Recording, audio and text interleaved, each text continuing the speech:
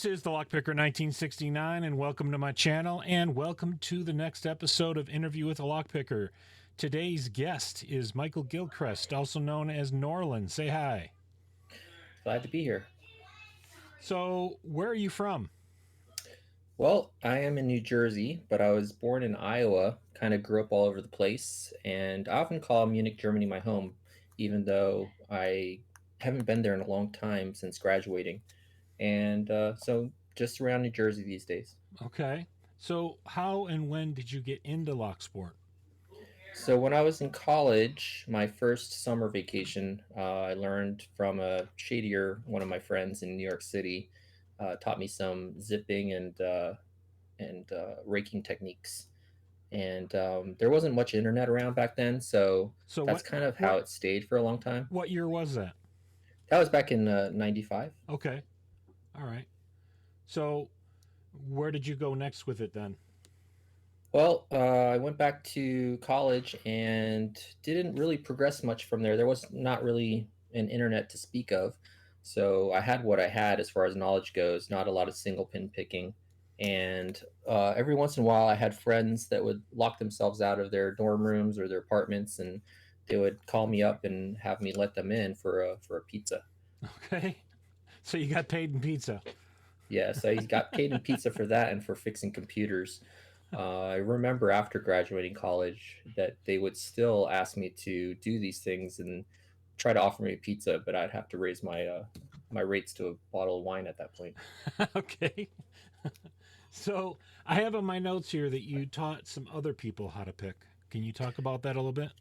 Yeah, through the years, I taught a decent number of people in person how to pick. I had a just a very simple H I don't know ESC. It says in the lockpick kit, simple black spring steel picks. They're really thick with silver metal handles, and they would work on American locks and stuff like that. That's what I was mainly dealing with. So I taught people how to pick master locks or little. I had some of these drawer locks and whatnot. Okay. So, at some point though, when did you get into like higher security locks? Yeah, it wasn't for quite a long time. Probably only a few years ago. I don't know. It might have been like 3, 4 years ago. I was watching YouTube, and a Monitor Darkly is a guy that I've watched a lot of, and he would go into details on locks, and it really fascinated me. So I started getting into the higher security locks and found LPU on Reddit and started doing the dance system, not Okay. the dance system, the belt system. Yeah. And while I was there, I bonded with a few people in the community.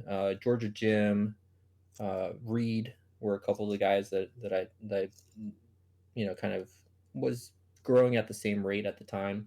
Okay. And yeah. All right. Cool. So, can you maybe expand a little bit more on the community because you went to Discord? Yeah, so I went through Reddit for a little bit. I think I got my blue belt. It was either green or blue belt, and I was mostly on Reddit. I think I got my red belt there, and then I finally jumped over to Discord. Really, Discord really made things take off. I started speaking with Jim and Darkly a lot more, and we did a lot of lock trading. We'd just send locks back and forth, and that's where I got my black belt was on Discord, and I really got into getting a lot of locks from both Jim and Darkly, and we started rating a lot of locks together. Also, the three of us. Cool. So, can you tell us a little bit about your journey to get your black belt? Yeah, it's not super exciting. I jumped belts. I think I was green and then red and then black. I couldn't even tell you what I did for black at this point. I know I was heavy into magnetic locks for a while and did the MCS and probably some twins for black is my guess. I think I did impressioning as well. Okay. So, you had to do your challenge lock for blue, well, to skip over blue anyway. What did you do for that? So I had a Schleg kick cylinder, and I did some things that I thought were clever. This was before I knew about undermilling and spools catching in that. So I had done some undermilling and some spools, and I sent that out to Rune Picker. And on he's on his channel, he just raked it open in a couple seconds. I was like, oh, I didn't even think about trying to protect against that kind of attack. But it wasn't really my thing. I just made one and done just to get it over with. Really, Okay.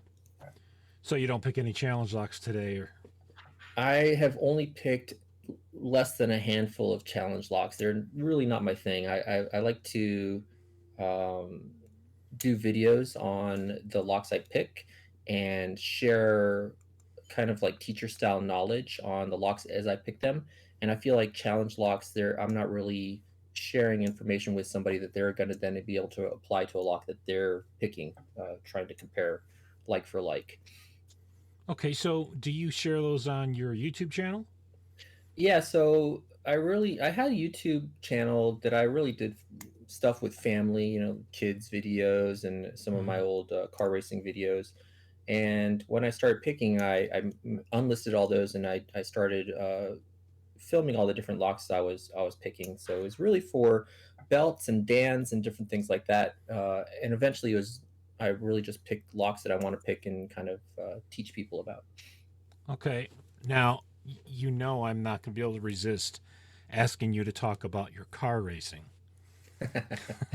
Yeah. So I am a big time hobby person. I go through a bunch of hobbies and I tend to go deep into my hobbies. So this was I haven't raced cars in a long time. This was probably about 20 years ago. I had a BMW M3 E36 that I had done a lot of work in my garage on, Cool. uh, and I did some racing at the time. Yeah. Okay. Well, I think we both have that in our history. Car racing, anyway. Can't say I've had a BMW, but anyway. So, what are some of your latest achievements or pursuits in lock sport? So in Locksport, recently, Rain and I were working on some resin printed keys. It's all his work. He designed parametric files for taking the 3KS, the EVA 3KS, and then I sent him scans of my key. He generated an STL. I printed it on my resin printer. We went through a few iterations until we got it down, and then I mailed him some other ones, and they just worked out of the box. And then we went on to do the ProTech 2. He Yep. designed everything. I printed it over on my side. This one is more impressive because it was just a photo of my key, not a scan or anything like that. And we went through some iterations because it's got a active element ball bearing in there. And initially, I would just drop a metal ball bearing in there, and eventually got to the point where it's printed in place, captive, and you Mm-hmm. just print it and it works. Printed a bunch of those, sent them out to about a dozen people, and so far from the feedback I got, all of them just worked if we had the bidding right. That's cool. Anything else? Yes. Picking wise, not really. I've been collecting more lockpick kits lately because I plan on maybe going into some review on the different picks there are for especially for beginners getting into Locksport. There's been a lot of comments lately, especially on Reddit, when we recommend people not to buy Amazon picks, and others are like, "Oh, why are you being so elitist? The Amazon picks are fine." And so I want to go into some of the details on why we're recommending some of these better picks for even Oh, newcomers. thank you. Yes, I'm tired of that argument too. Yeah. Nothing elitist about using better tools. Sorry. Yeah, I go and tell people if you're getting into racing a car, let's say, and you're asking people, well, which car should I get? Because I want to see if I like the hobby. You don't tell the person to get the junkiest car they can find because then they're just not going to enjoy the hobby. It's not going to be a good And experience and they won't decide to right, stay in it. Yeah. Yep. exactly. Yeah. I guess I would imagine you can speak from experience as well, but I've had those Amazon picks. They weren't that great and they were, I'm sorry, pretty crappy. And I did move on. So If I'm giving advice, it's from personal experience. So, Absolutely, and I mentioned that an original ESC Black Spring Steel kit. It got me through American locks, but I never learned to single pin pick with it. I never got onto more high security locks. It wouldn't fit in any Euro keyway. They're too fat. They don't give good enough feedback for me to really enjoy the hobby. And once yeah. I bought another set of picks, I think I have some old Southords, and then I got some Petersons, and then I started to really enjoy the hobby. And I think that if I didn't at that point get the new picks, I would have just not. I would have not progressed at all. I would just stayed where I It, was. it would have been an old hobby. Yes, exactly. Yeah. Okay, yeah. So, what do you do for a living?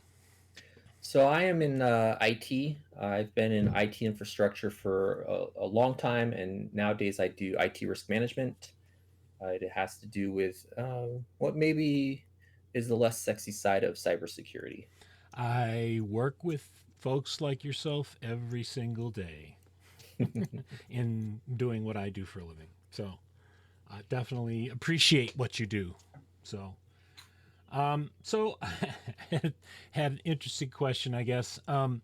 Tell me how beer and photography relate to one another for you. All right, so this is diving into some of my many hobbies. And it's a story I tell sometimes when people ask me about my photography hobby. Um, and one time I was doing portrait photos for a church directory, and they were asking me, "How did you get into all this gear?" And so I tell them, "Well, it's because I like beer." And they're like, "Huh?" So I was, growing up in Munich, a lot of good German beers, and here I was hanging out with a friend, and he's like, "Well, would you like to learn how to brew beer? I'll teach you." And so I was like, "Sure." So he taught me how to brew beer, and then we I got really deep into that, buying all the crazy equipment for that, and eventually I wanted to grow my own hops yard. So he came over, we dug a hops yard, and we brewed some beer while we're at it. And I was growing hops. And I didn't want to use pesticides, so I was thinking of how do I naturally keep the bugs off.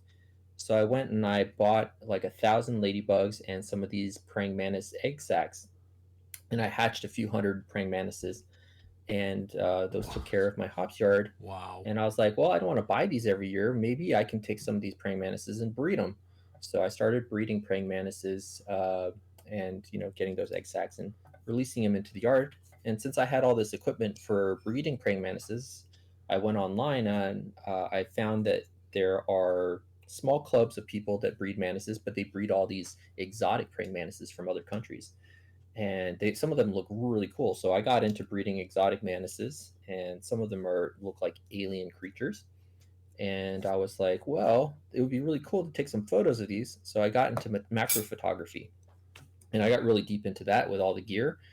And since I had half the stuff needed for portrait photography at that point, I went and bought all the portrait studio stuff, the lighting, the backdrops, all that kind of Wow. stuff, and ended up in photography. So So, what other kinds of macro photography did you get into?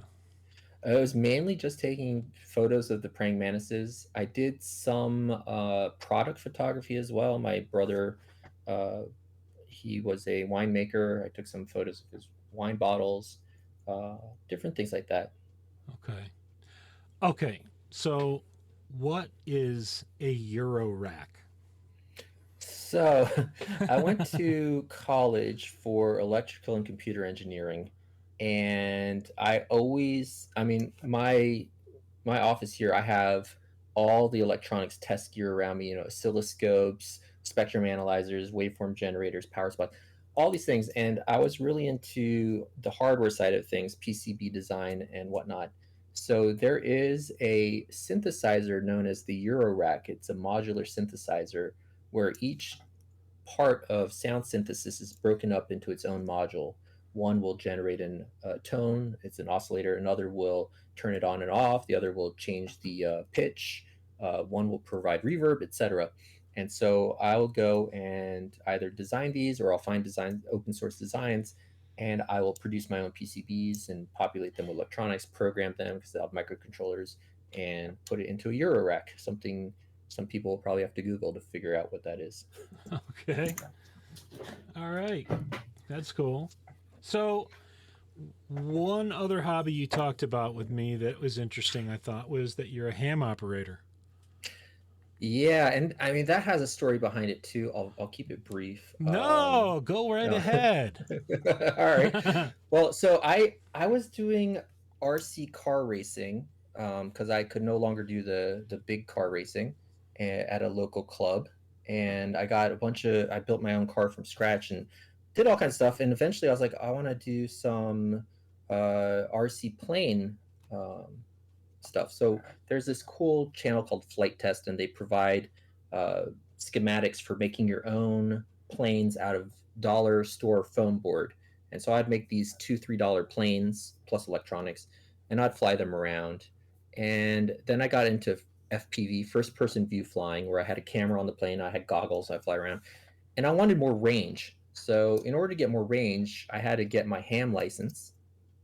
And so on my 40th birthday, I went and got a I took my test because I do exciting things for my birthdays, and I got my ham operator license. That was technician at the time. I'm now extra class, and because I had a ham license, I went and built myself a setup here. So I have a bunch of radios and antennas and whatnot. That's cool. Yeah, So, everything always spirals. do you wind up talking to people in other parts of the world with that? Oh yeah. I mean, from here, I haven't reached people lately, but I've reached Canada. I've reached parts of Eastern Europe, Western Europe, obviously. I've reached Cuba a lot, which is interesting. And I've reached out to Hawaii as well from here in New Jersey. Oh, that's cool. Any interesting conversations? Or how about what's the weirdest conversation you've had with anybody on a ham radio? Yeah, I mean, mostly it's just what I do is seeing how far I can contact people. So it's mostly just trading my call sign with them and noting them down in my logbook to say that we've made contact. But on there, you can find a lot of weird conversations. There's a thing called rag chewing, where people are just sitting there and chit chatting. They get together all the time and just, it's like getting together at the local diner to have breakfast with a club or something like that. People will chat online, but some of them get way out there with politics and different things like that. So I Yeah. tend to shy away from that. Yeah. No, I don't blame you. So, question, just a quick question. How would you say that kind of community compares to any of the other communities that you participate in? Yeah. So I do a lot of board gaming and war gaming and things like that. And that community is So do very nice I. and inclusive in person. Yeah, they're very nice and inclusive. And locksport's also very inclusive. I feel like the ham community, they can be fairly elitist, Mm, and it can be difficult to find your way in. Funny enough, in a lot of my hobbies, I'm one of the older guys, but in the ham community, I'm one of the younger guys. So it's interesting. I remember growing up as a kid living across the street from my friend who had a father who had a ham radio, and he had a tower in his backyard that you could see from anywhere in the entire neighborhood. And he wound up having to give filters out to, this was back in like the mid 70s or so, but he had to give filters to people to put on their television so it wouldn't mess up their TVs. Yeah, a lot of it. I mean, it's a different frequency, so unless you have a radio that really splatters the channels, which it shouldn't. Anybody's just looking for an excuse to blame you if they know you're a ham operator when it comes to that stuff. Yeah. Yeah, I was a little too young at that point to really know any different, but that's what my father told me. Yep. Yep. And people have to do it because everybody just assumes, oh, my microwave's not working. It must be you. Like. Yeah. All right, last question before we wrap up. What Sure. would you say is your favorite thing about Locksport? So it's really the hands-on kind of manipulation of a little metal puzzle, right? Yep. Trying to figure that out and just being able to do something with my hands a lot of time while I'm listening to something, or I mean, it sounds bad, but you could be sitting in a work meeting, especially working from home, and by being able to occupy my hands with a lock, it allows me to actually concentrate better on whatever is being talked about in the meeting because I'm not I distracted. agree. I agree. Yeah, yeah. So I think that's why it really took off, especially during COVID. Uh, I was making lock belt videos like every night because I would pick several every day, just being in meetings all the time at home. Yeah. Well, hey, what works is what works. So, all right. Did you have anything you'd like to say to our audience before we wrap up? Nothing in particular. If you're new to lockpicking, I definitely encourage joining the Discord. It might be daunting at first, but there's so much to gain if you want to get into the hobby. There's tons of people to help you out there. I agree 100%. All right. I want to say thank you for doing the interview, and seemed like we had a lot of different areas in our hobbies and past in common, so that was kind of cool. So, all right, with that, we'll wrap this one up. If you are a subscriber, thank you. If you are not yet a subscriber, please hit that subscribe button, turn on notifications and all, and hit like on the video. And thanks for listening.